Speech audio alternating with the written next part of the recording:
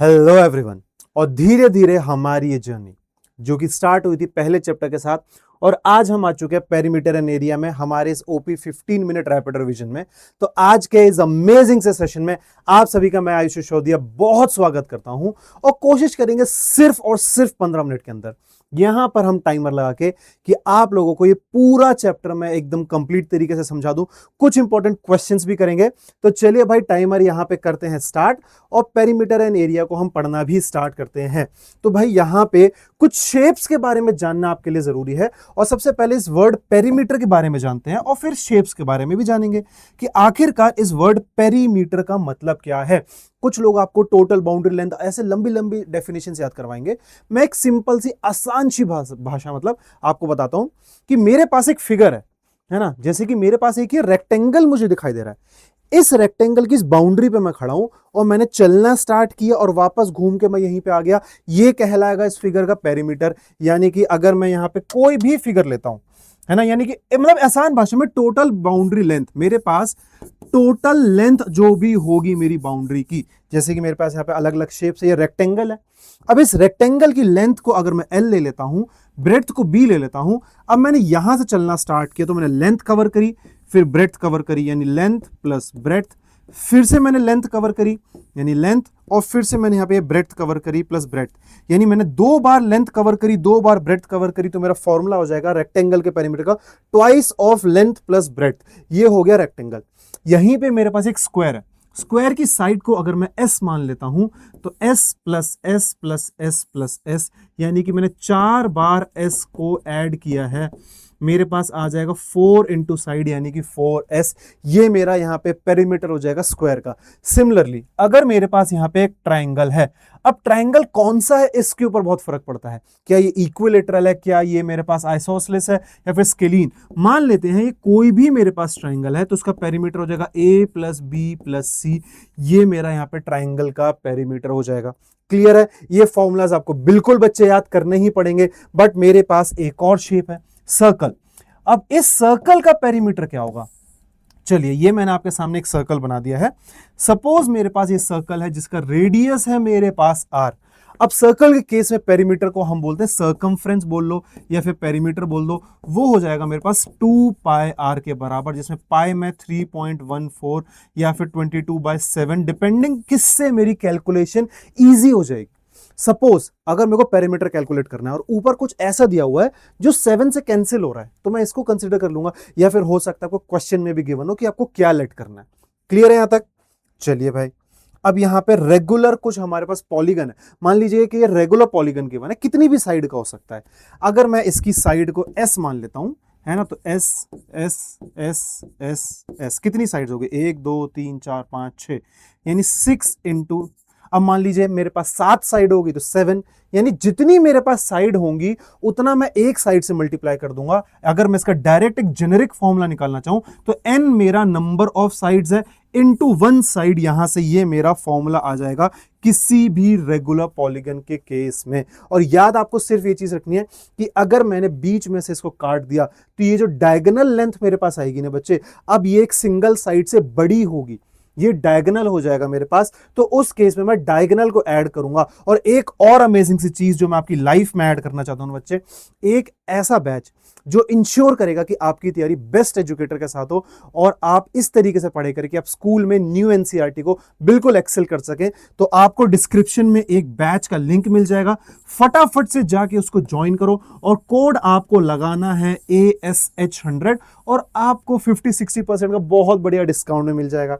चलिए आगे बढ़ते हैं, कुछ क्वेश्चंस को सॉल्व करते हैं, है ना। क्वेश्चंस को जरा ध्यान से समझना, और मैं बीच बीच में आपको होमवर्क भी दूंगा। जो कमेंट सेक्शन में मुझे उसका आंसर देगा नेक्स्ट क्लास में उसका आंसर मैं लेके आऊंगा, ठीक है। अब यहां पे देखो क्या गिवन है, उषा स्पार्क। यहां पे क्वेश्चन है, find the distance travel by Usha if she takes 3 round of a square park of side 75 metre. अब 75 मीटर का मेरे पास एक स्क्वायर पार्क है ना। अगर 75 मीटर का एक स्क्वायर पार्क है तो मेरा जो स्क्वायर पार्क है कुछ इस तरीके का दिखाई देगा यहां पे, जिसमें ये मेरा 75 है। उसने यहां से ऐसे एक चक्कर मान लीजिए लगाया, तो उस एक चक्कर में उसने कितना चला, 4 इंटू 75। लेकिन ऐसे उसने 3 चक्कर लगाए हैं, यानी पूरा पेरीमीटर के भी उसने 3 चक्कर लगाए हैं। यानी फिर से मैं इसमें इंटू 3 कर दूंगा और सॉल्व करके मेरे पास 900 मीटर्स आ जाएगा। चलिए नेक्स्ट क्वेश्चन देखते हैं। अब यहाँ पे Akshi's lace, Akshi wants to put a lace around a rectangular table cloth. Lace यानी कि बाउंड्री होती है, आप अपनी मम्मी से पूछेंगे वो आपको दिखा देंगे रिबन की तरीके से, that is 3 metre long and 2 metre wide. अब यहाँ पे मेरे पास एक रेक्टेंगल है ना, जो कि 3 मीटर टॉल है मेरे पास यहाँ पे, है ना, और 2 मीटर यहाँ पे वाइड है। अब मुझे इसका क्या करना है, मुझे इसके चारों तरफ जो है लेस लगानी है। Find the length of the less required. मुझे कितनी लेस की रिक्वायरमेंट होगी, तो बेसिक सा क्वेश्चन है। मेरे को यहाँ पे रेक्टेंगल का पेरीमीटर निकालना है, क्योंकि मैंने क्या किया है, इसकी बाउंड्री पे एक ऐसा लेस लगा दिया है। तो twice of length plus breadth, यानी कि ट्वाइस ऑफ मेरा लेंथ कितना है, मान लीजिए 2 + 3 यहाँ पे मेरे पास हो जाएगा। कमेंट सेक्शन में मुझे जरा जाके आंसर जरूर बताओ, बहुत ही ईजी क्वेश्चन है। और याद रखना यूनिट्स मेंशन करना आपके लिए बहुत जरूरी है। कई बच्चे सिर्फ यूनिट्स मेंशन नहीं करेंगे और यहीं पे अपने वैल्यूएबल मार्क्स जो है वो गवा देंगे। अब पेरीमीटर कुछ इस तरीके से भी निकालने को आ सकता है कि आपको जेनेरिक डॉट मैट्रिक्स फिगर दे दिया गया है और यहां पे आपको फिगर बना के दे दिया गया है। मान लेते हैं 2 डॉट्स के बीच में जो गैप है मेरा, अगर वो 1 सेंटीमीटर में अप्रॉक्स ले लेता हूं, 1 सेंटीमीटर, तो ये 1 2 3 4 5 6 7 8। अब ये मेरा 8 हो चुका है क्लियर। अब ऑब्वियसली जैसे कि मैंने कहा था कि डायगोनल मेरा यहां पे ज्यादा होगा, तो आप क्या कर सकते हैं, या तो इसको भी 1 मान के अप्रॉक्स 9 और 10 कैलकुलेट कर सकते हैं, या फिर आप एक पाइथागोरस थ्योरम से यहां पे डायगोनल कैलकुलेट कर सकते हैं। ये 1 है, ये 1 है, तो मेरे पास 1 का स्क्वायर प्लस 1 का स्क्वायर, ये अंडर रूट, तो मेरे पास √2 आ जाएगा ये, और यहीं पे √2 आ जाएगा। आपको सिंपल ऐड कर लेना है, लेकिन इतना नेग्लिजिबल गैप होगा मेरा कि मैं अप्रोक्सीमेट यहां पे 1 ही मान के कर सकता हूं। इट डिपेंड्स आपके स्कूल में क्या बोला गया, तो आप इसको कैलकुलेट कर सकते हैं। अब एक क्वेश्चन जो आप लोग सॉल्व करेंगे और मैं आपको समझाऊंगा, एक्सप्लेन कर दूंगा। आपकी एनसीईआरटी का सवाल है, मैं एज इट इज उठा के लाया हूं। A farmer has a rectangular field having length 230 metre. अब ये इसकी फील्ड है जिसकी लेंथ मुझे गिवन है 230 मीटर के बराबर और ब्रेड्थ मुझे गिवन है यहाँ पे 160 मीटर्स के बराबर। अब he wants to fence it with 3 rounds, यानी उसने एक राउंड लिया पेरीमीटर, फिर दूसरा पेरीमीटर, फिर तीसरा पेरीमीटर, यानी वो 3 बार पेरीमीटर का राउंड मुझे ले रहा है। What is the length of the total rope required. Easy question है, क्यों? सबसे पहले मैंने पेरीमीटर निकाला, twice of length plus breadth, और फिर मुझे 3 टाइम्स पेरीमीटर निकाल देना है, यानी मैं यहां पे इंटू 3 कर दूंगा। एल और बी की वैल्यू आपको गिवन है, जरा पुट करो, और ये है आपका प्रॉपर एक होमवर्क क्वेश्चन 1, जिसका आप मुझे कमेंट सेक्शन में आंसर दोगे और मैं नेक्स्ट क्लास में आपका आंसर यहां पे शो करने वाला हूं। अब समझते हैं एरिया। एक और इंटरेस्टिंग कंसेप्ट, यहां पे मैं फिर से अपने रेक्टेंगुलर भाई साहब को वापस लेके आता हूं। अब तक मैं बाउंड्री के बाहर बाहर घूम रहा था, अब उस बाउंड्री के अंदर जितना भी ऑरेंज कलर का दिखाई दे रहा है ना, ये मेरा एरिया हो जाएगा। कोई भी शेप हो, बाउंड्री के अंदर का टोटल जो भी मेरे को दिखाई देता है ना, वो सारा उसका एरिया हो जाएगा। जैसे कि मेरे पास यहाँ पे अगेन ये मुझे दिखाई दे रहा है, ठीक है, और इसके अंदर का ये जितना भी आपको ये दिखाई दे रहा है ना, ये सारा एकदम एग्जैक्ट, ये मेरा इसका एरिया हो जाएगा। तो अब अगर मैं अलग अलग शेप्स देखता हूं, सबसे पहले मेरे पास ये रेक्टेंगल है। अब इस रेक्टेंगल के केस में अगर मेरे पास लेंथ ये रही, ब्रेड्थ ये रही, तो मेरा एरिया हो जाएगा लेंथ इनटू ब्रेड्थ के बराबर, और यूनिट हो जाएगी मेरे पास मीटर स्क्वायर सेंटीमीटर स्क्वायर, यानी कि यूनिट स्क्वायर मेरा हो जाएगा। जैसे पेरीमीटर में यूनिट ही यूनिट थी, जो यूनिट दी हो, याद रखना कैलकुलेशन के लिए सब यूनिट सेम रहनी चाहिए। यहीं पे मेरे पास एक स्क्वायर है, तो साइड इंटू साइड मेरे पास क्या हो जाएगा, साइड स्क्वायर इसका एरिया हो जाएगा, और अगेन यूनिट स्क्वायर मेरा यहां पे इसकी यूनिट हो जाएगी। नेक्स्ट अगर मैं एक चीज देखता हूं, मेरे पास एक रेक्टेंगल है। अब इस रेक्टेंगल में मैंने एक डायगोनल बना दिया है। डायगोनल बना से मेरा एक यहाँ पे ट्राइंगल 1 ट्राइंगल 2, और याद रखना ये एग्जैक्टली इसको 2 इक्वल ट्राइंगल्स में डिवाइड करता है। दैट मींस ये ट्राइंगल मेरा कॉन्ग्रुएंट हो जाएगा। कॉन्ग्रुएंट मतलब एग्जैक्ट सेम हो जाएगा। अगर मैं इस ट्राइंगल का डबल कर दूंगा तो भी मेरे पास यहाँ पे इसका एरिया आ जाएगा। अब अगर आप देखो, ये है मेरे पास लेंथ और ये है मेरे पास ब्रेड्थ, तो इसका एरिया क्या हो जाएगा, हाफ बेस इंटू हाइट, है ना। ये मेरे पास होता है यहाँ पे हाइट आप एल बी ले सकते हो, एल बी आ जाएगा। अब 2 है ऐसे, तो मैंने इंटू 2 कर दिया, तो यही तो मेरा रेक्टेंगल का एरिया होता है। क्लियर है? तो यहां से कैसे डिराइव हुआ मैंने आपको ये भी बता दिया। अब ये बहुत इंपॉर्टेंट चीज है, यूनिट कन्वर्जन। अब सबसे इंपॉर्टेंट चीज जो आपको समझनी है कि आपको हमेशा सेम यूनिट्स को कैलकुलेट करोगे। अब यहां पे अगर मैं स्मॉलर यूनिट से बिगर यूनिट तक जा रहा हूं, ध्यान से सुनना, स्मॉलर यूनिट से बिगर यूनिट में जा रहा हूं तो मैं यहां पे डिवाइड करूंगा। किससे करूंगा वो मैं बताता हूं। बिगर यूनिट से स्मॉलर यूनिट में तो मैं मल्टीप्लाई करूंगा, वो आपका मल्टीप्लिकेशन फैक्टर होगा जिससे आपको कन्वर्ट करना है। सपोज मेरे पास 1 सेंटीमीटर होता है 10 मिलीमीटर, है ना। तो अगर मैं यहां से बिगर से स्मॉलर में जा रहा हूं तो यहां पे 10 से मल्टीप्लाई होगा, स्मॉलर से बिगर में जा रहा हूं तो वो डिवाइड हो जाएगा। बट यहां पे एरिया की बात हो रही है, यहां पे दोनों का स्क्वायर हो चुका है। मान लीजिए सेंटीमीटर स्क्वायर और मिलीमीटर स्क्वायर, तो यहां पे क्या हो जाएगा मेरे पास, जैसे ही स्क्वायर हो जाएगा मान लीजिए यहां पे मेरा एक जीरो और बढ़ जाएगा, नहीं इंटू 10, तो अब यहाँ पे इंटू 100 हो जाएगा।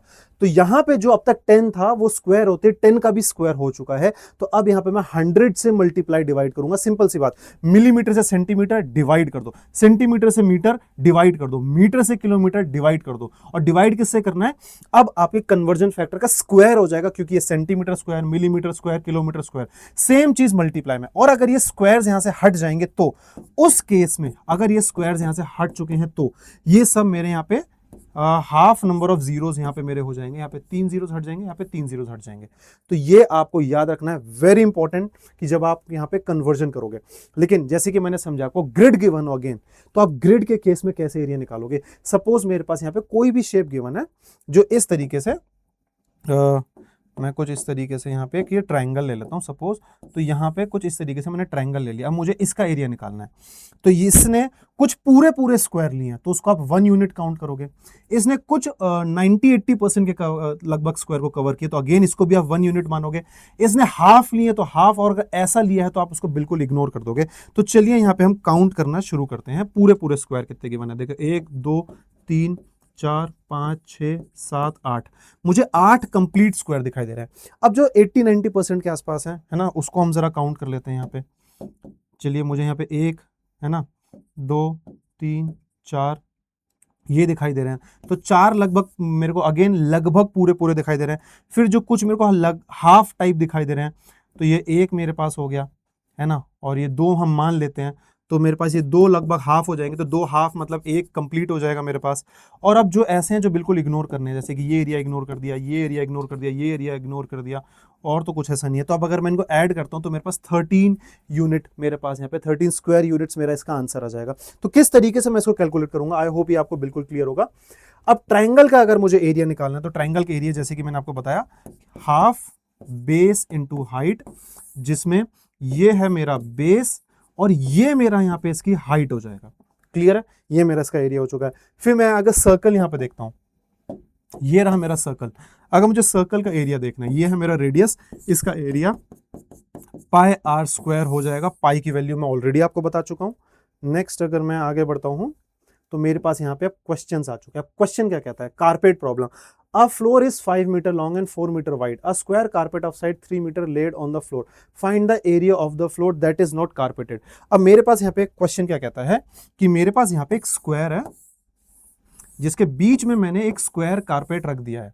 ठीक है, मतलब बाहर का मेरा स्क्वायर नहीं, सॉरी रेक्टेंगल है। ये मेरा 5 है, ये मेरा 4 है। अंदर है मेरे पास ये 3, शायद ये 3 है ना, हाँ 3 है, और ये मेरा स्क्वायर है। अब कौन सा एरिया है जो कारपेट नहीं हुआ है, तो बाहर का एरिया कितना हो गया 5 इंटू 4, अंदर का एरिया क्या हो गया 3 इंटू 3, इसको सब्ट्रैक्ट कर दो, आंसर आ जाएगा मेरे पास। यहाँ पे 20 में से मेरा 9 सब्ट्रैक्ट हो गया, यानी 11 स्क्वायर मीटर्स जो है इतना मैंने कारपेट नहीं कर रखा। और याद रखना मुझे ये एरिया निकालना था जो मेरा कारपेट नहीं हुआ है। Easy question.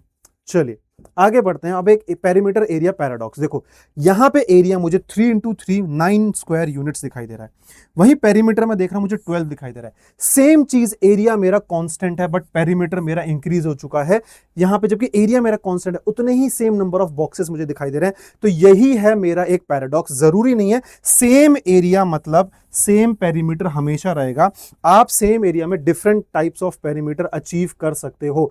और यहीं पे बच्चों हमारा जो क्वेश्चन है वो एक और आ चुका है, यूजिंग एग्जैक्टली, ठीक है, using exactly 9 squares what is the smallest perimeter possible, what is the largest perimeter possible. तो जो स्मॉलेस्ट पेरीमीटर पॉसिबल है, अगर आप देखोगे तो कुछ इस तरीके से 9 बॉक्सेस के साथ मैं उनको जितना क्रैम्ड रखूंगा, सरफेस एरिया मेरे को उसका बेसिकली ज्यादा ना ऐसे लेंथी नहीं बनाना है। और लार्जेस्ट पेरीमीटर पॉसिबल है कुछ इस तरीके से, मैं यहाँ पे लार्जेस्ट पेरीमीटर यहाँ पे 9 बॉक्सेस के साथ बना सकता हूं। और ये क्वेश्चन आप लोगों के लिए एक होमवर्क क्वेश्चन है, इसको जरा सॉल्व करके बताइएगा। और जैसे कि मैंने कहा था कि लास्ट में अगेन आपके लिए एक चीट शीट आएगी जिसमें सारी चीजें यहां पे आपको लिखी हुई हैं, और 15 मिनट के अंदर ही अंदर हमने खत्म कर लिया। इसका फटाफट से स्क्रीनशॉट ले लो, ठीक है। मिलेंगे हम लोग एक और अमेजिंग से लेक्चर में, तब तक बच्चों bye bye and take care.